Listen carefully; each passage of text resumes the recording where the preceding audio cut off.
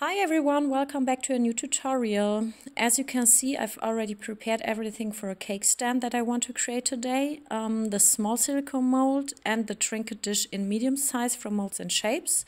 I've already placed the stencil on the larger mold and will now paint it with color shift pigment.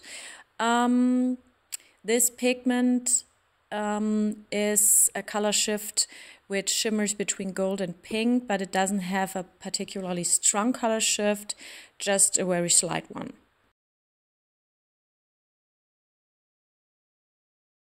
I'm applying the color shift pigment with an eyeshadow sponge, as I've already done in the other videos. I'm going to speed up this for you here in a second, because you probably already know the process from other videos.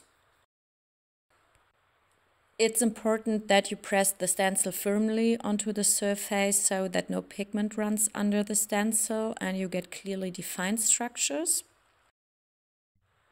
Let me now show you the color shift. I think you can see quite clearly here that it is from gold to light pink. I think this is a very nice color. I really like it, and I already used it for another project with feathers. I've already mixed the resin. First I need a transparent layer, and then I will do the so-called puddle pour technique to achieve the dragon scale effect. I haven't done this for a while. Last time I used gold and green, and now I want it to be white and pink. I will use the Snow White from Epoxy. It is a white pigment that works really well for this effect. And I also picked a pink pearl pigment, which is from Depon.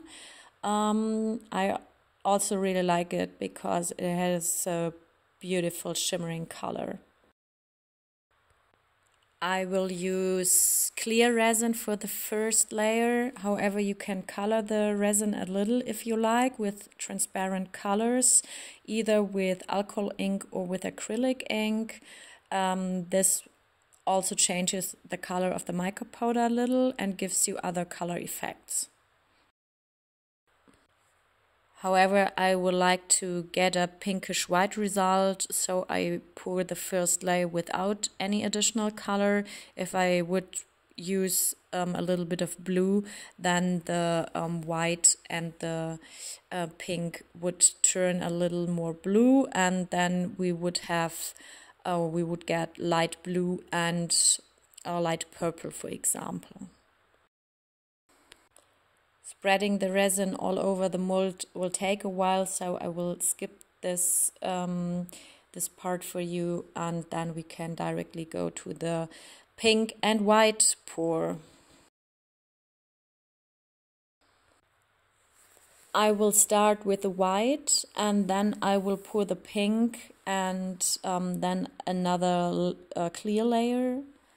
Yeah, I'm I'm acting completely stupid here, but actually it doesn't matter for the effect, because the resin will be pressed to the edges of the mold, pouring the other colors, so I think it will be no problem. I must say that I should have waited a little longer to allow the white to spread further to the edges, and for the pink to be pushed further outwards before pouring the next layer of clear resin, because white and pink will mix up. But yeah, so now it's too late. I actually love it every time I pour the resin, and I can already see how the colors are pressed apart and getting this kind of light crackle effect right now. I think it looks really, really nice.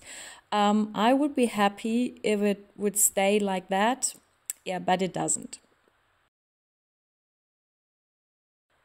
In fact, it makes a difference in which order the colors are poured. The shading will be different, and my plan was actually to go back and pour pink as the next step, but I messed up and I went for white, which isn't that dramatic. So for the final result, it isn't that dramatic, and we will later see why, but yeah, that wasn't actually the plan, but anyway. You can see that the other colors are already being pushed to the edges and the dragon scale effect is slowly starting to appear. So now we have the pink layer and the last white layer, and now I will add a little bit of clear resin to the center, and then the pouring process is finished. Of course, you can also use several different colors if you like, so theoretically 4 different colors or more. I think I've never tried more than 4. Maybe I should do this in the future, but not sure which colors I should choose. The dragon scale effect depends on the temperature and the viscosity of the resin. So the faster the resin is curing, the better the dragon scale effect will be. For this cake stand, I used the epoxy diamond resin, which is a medium viscosity resin. What I forgot to mention is that I also warmed the resin up a bit, so I have to hurry now because the curing goes faster if the resin is warmer, but the crackling effect will be much better.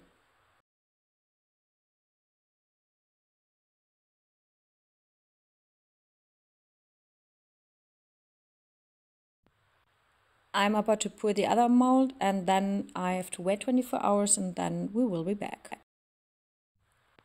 Welcome to my dining table. I brought the mold with the resin down to the living room because it is much warmer here and this will speed up the curing a bit.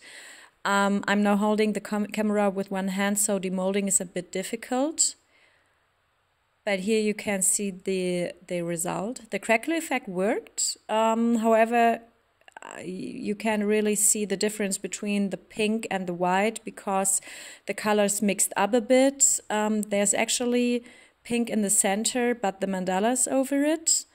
I should have waited longer while pouring to give the colors time to spread better and not to mix up that much, but I think it looks nice. This is the small mold which I used. It has a higher proportion of the pink. The resin simply spread differently because I poured more slowly, but I think it turned out beautifully. So I think it will be a nice combination. A quick change of scene. We are now in another room. I know the angle of the camera is a bit annoying, but I wanted to show you how I put the cake stand together. You need this drilling head, which is sometimes included in the hardware for the cake stand. So epoxy resin can usually be drilled very well with a cordless screwdriver, as you can see here.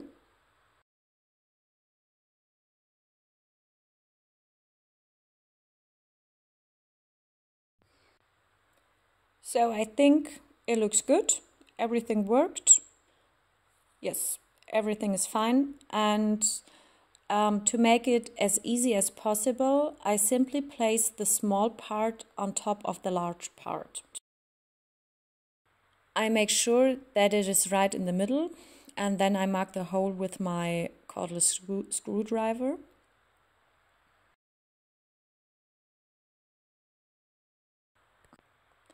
The mandala or the hole seems to be not exactly in the center, but that's not so bad as the metal rods are screwed over it, so it won't be that obvious. So yeah, I think this will be okay.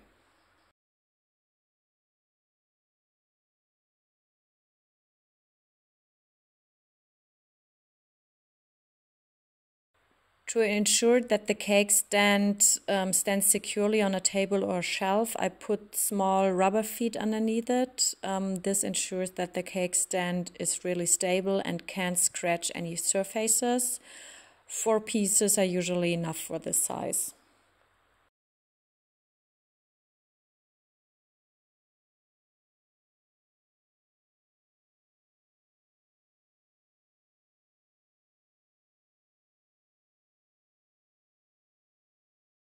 I chose heart-shaped cake stand hardware.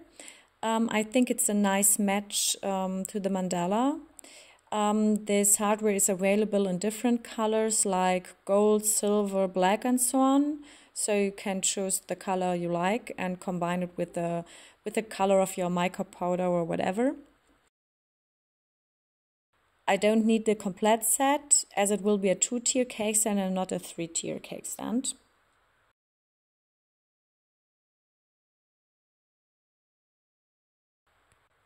The screw goes at the bottom with a metal washer on top and then a plastic one. And at the top there will be another washer, and then I will screw the metal rod onto it.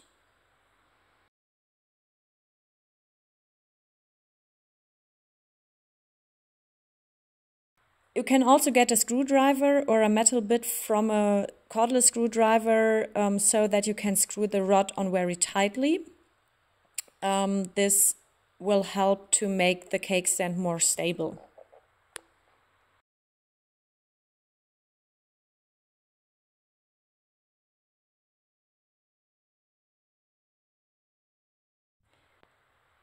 Next step is another washer and then the smaller part of the cake stand and the heart-shaped metal part, and that's it.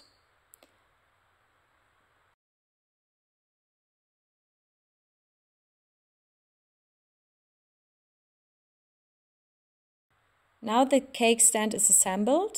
I hope you enjoyed the video. I'll show you the final result at a better angle in a moment, and I look forward to seeing you next time for another video. Take care everyone, and bye bye!